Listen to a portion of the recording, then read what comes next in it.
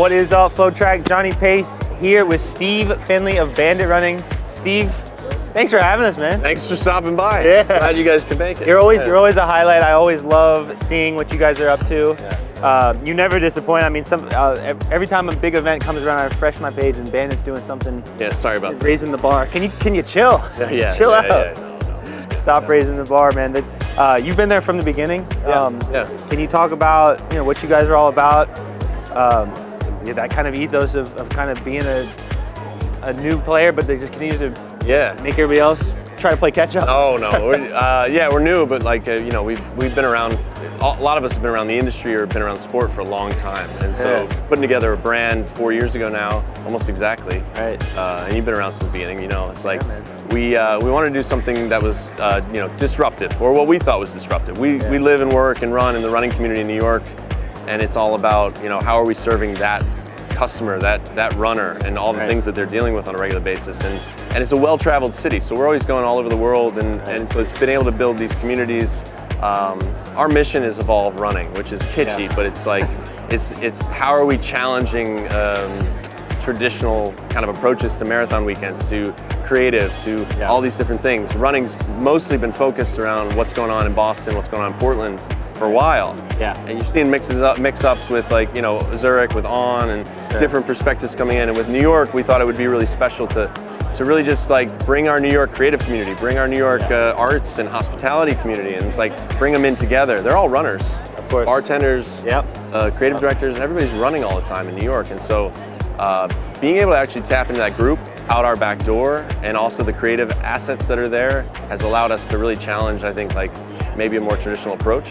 And it's been cool to bring in those different perspectives and try to say what can we do?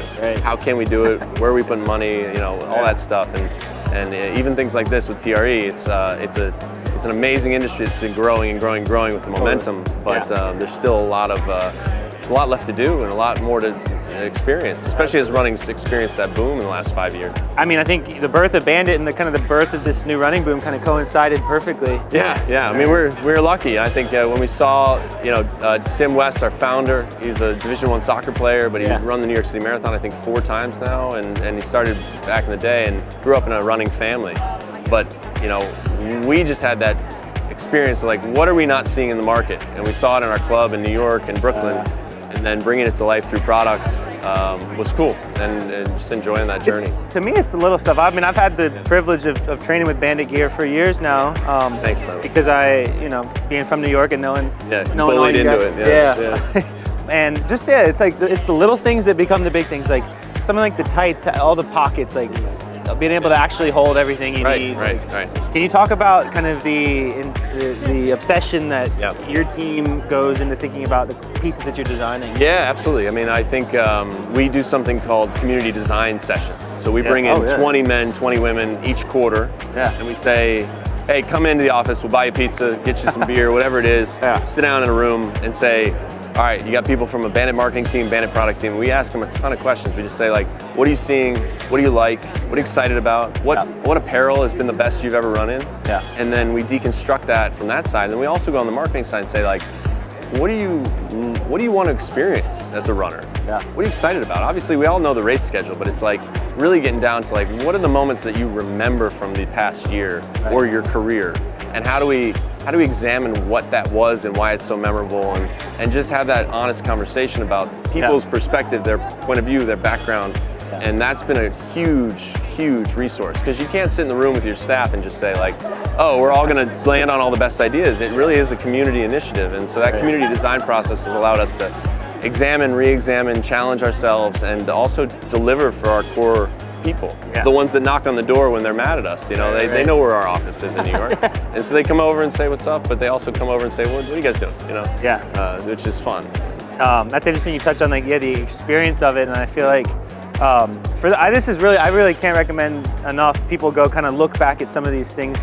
Every big moment is unique.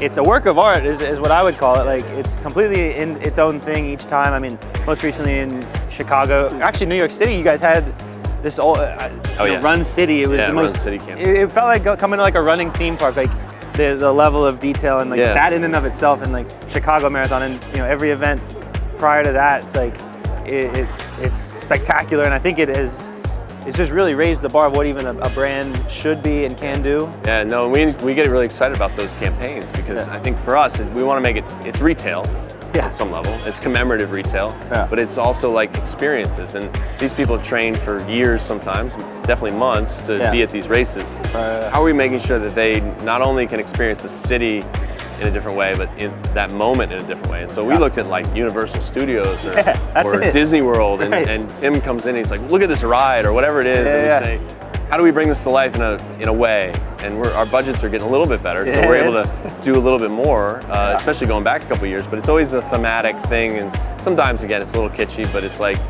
it really lands and anchors those weekends, and we really want it to do that for our athletes. And again, we lead with like kind of our own crew and say, what are we excited about? Yeah, well, that welcoming in the community, and I think is what makes you guys so special. And and thank you for letting me be a part of that. Like, come on, man. It's really, I always look for, can't keep you out. Exactly, so you can find me whenever Bandit has a presence. But we're at the end of the year, another year 4 for you guys. What are some things that you and Bandit are looking forward to for 26?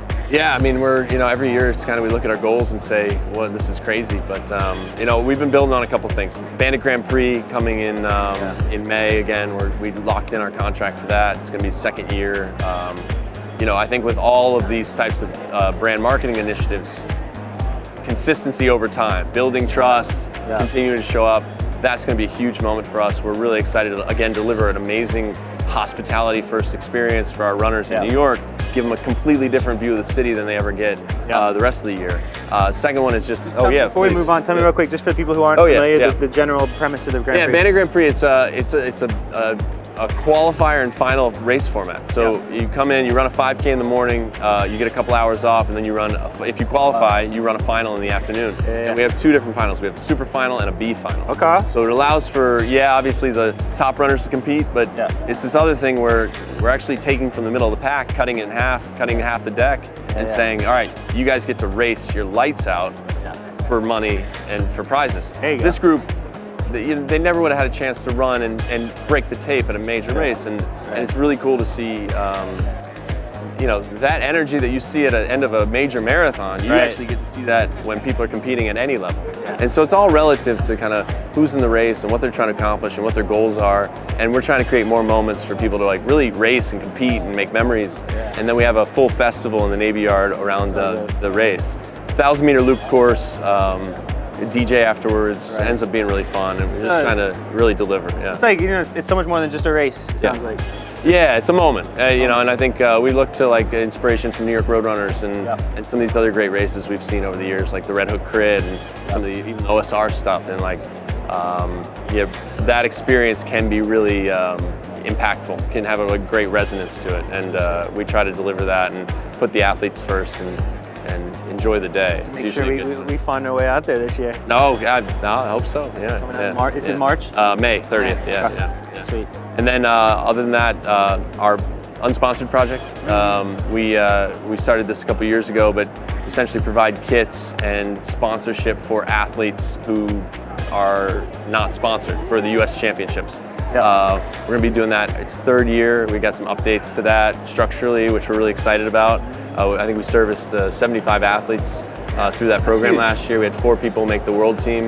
And what we're trying to do is, if they're not sponsored, they still have to race in something. So what we do is take all the branding off, give them blank kits, and say, hey, we want to help you represent yourself on your road to sponsorship eventually. And we're not in a position to sponsor athletes at the level we want to. So we're trying to do this to provide support, guidance, all the way through that kind of start line.